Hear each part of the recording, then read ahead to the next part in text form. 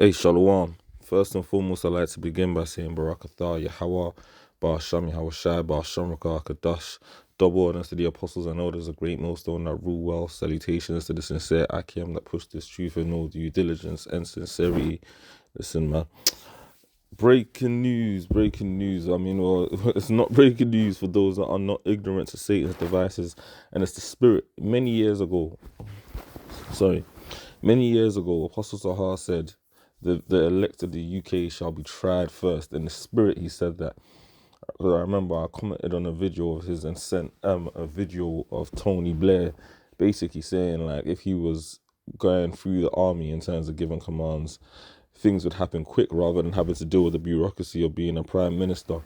Apostle Sahar picked up on the video and then he responded and did a video basically saying, listen, the elect of the UK will be tried first. Now, things went a bit quiet after that.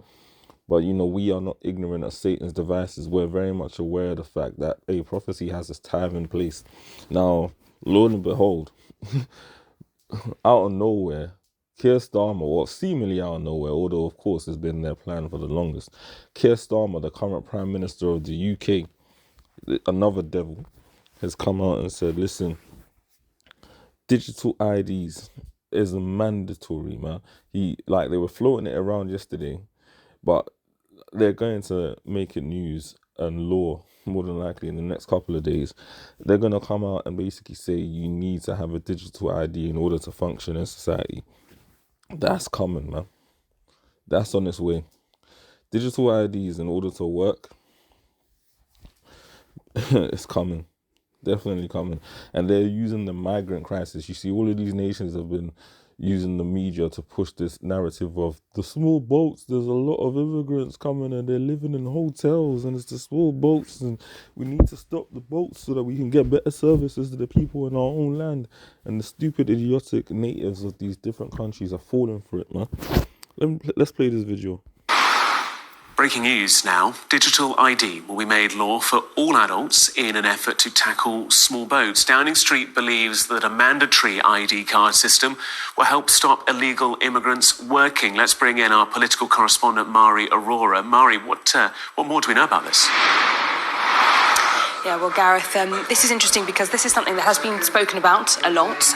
Tony Blair, for instance, has been talking about this for years and years as what he always believed was one of the best ways to try and reduce illegal immigration and the ability for people to work illegally here in the UK.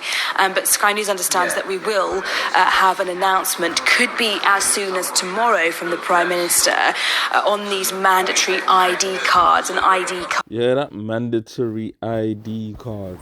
Revelations 12 and 12. Hey, I'm going to grab all of that. Let's play the video. Card system, the Brit card. And essentially what this will mean, it will be mandatory for all adults here in the UK. It will make it easier for employers and for landlords to make sure that those they are employing or renting or to actually have the right legal immigration status here in the UK. They can do it using a smartphone app. It's also, according to the government, going to make it easier for people here in the UK to essentially prove their status or their ability to kind of qualify to be able to work here in the UK. And essentially, this is all about immigration. This is all about trying to tackle small boats crossings. We've had a lot of conversation about small boats and about other European countries, especially the French, who have been concerned with the kind of pull factors here in the UK in terms of being able to work in the black market, being able to work illegally here in the UK. We already know that France has an ID card system. They've had it for many, many years. And it's something that the UK has always resisted, partly because of questions around civil liberties and freedoms, but also because many governments in previous times said they didn't think it was the best approach. Now, clearly, Kier Starmer has been persuaded of the benefits of a digital ID card system and has been persuaded that this might... You see this propaganda right here? Listen, migrants make up less than 1%, man, of the UK population. Less than 1%, and they're saying these migrants are coming over, they're taking the benefits, they're stealing the jobs, they're raping the women, they're eating swans from the lakes. Maybe some of them are eating swans, but you get the point. Like, what, less than 1% of the population, yeah, They're living in like travel lodges, having like one meal a day, getting some pocket money, and then you'll have a British what's it called? Yeah, what's the word? You have like basically one of these British scum artists, yeah, scumbags. These British scumbags that have been on benefits for like 15, 20 years, claiming all my tax money, talking about my tax money as well as a Jake, so-called black man, so-called, yeah, and then they'll be out there talking about how they need to stop the immigrants. Well, guess what?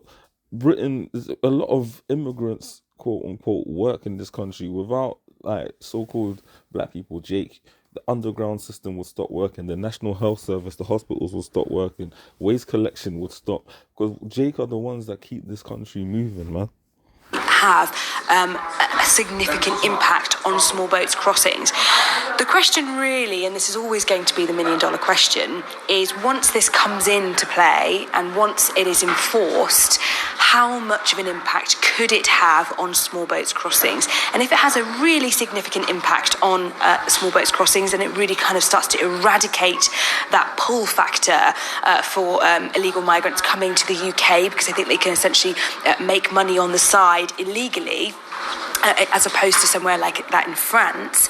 How much of an impact does that have? And if it doesn't have a huge impact, then of course there'll be sighs of disappointment, I think, from within the Labour Party. Yo, sin.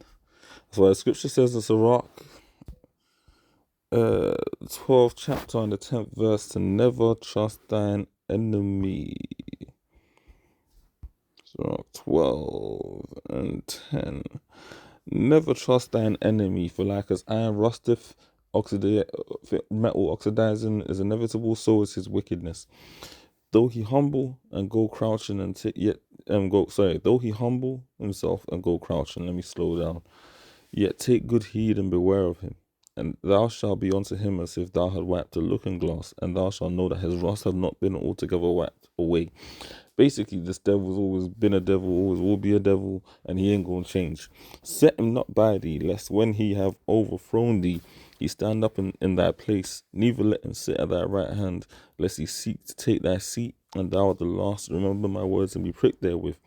Who will pity a snake charmer? Who will pity a charmer that is bitten with a serpent, or such as come nigh wild beasts? So one that goeth to a sinner and is defiled with him in his sins, who will pity? Because you see, the end goal of all of this is to bring people under subjection of the chip, man. To have everybody chipped, like Aaron Russo said, is the Rockefeller and really ultimately the entire elite's plans, because they want digital serfs. But you see, this ID card is literally one step away, man, from that chip. Brother's been saying that we are just literally months away, bro. Literal months away. Yahweh Lord willing, from things really getting spicy, man. Digital IDs have been made mandatory in the UK. This is not just going to be a UK thing. This is going to be worldwide, motherfucker. Global. When it comes to the chip, eventually. These different nations are going to have their different ways of working towards it. But the end goal for all of these nations under these elites is the chip. Revelations 13 and 16. And he calls of all, everybody, both small and great, rich and poor, free and bond, to receive a mark in their right hand or in their foreheads, and that no man might buy or sell, save, meaning except he that had the mark of the beast, or the number of, so that had the mark or the name of the beast, or the number of his name. So without the chip, you are going to be off the grid. Brothers are going to be off the grid, and that's why we're going to need Yahweh and his mercies, man.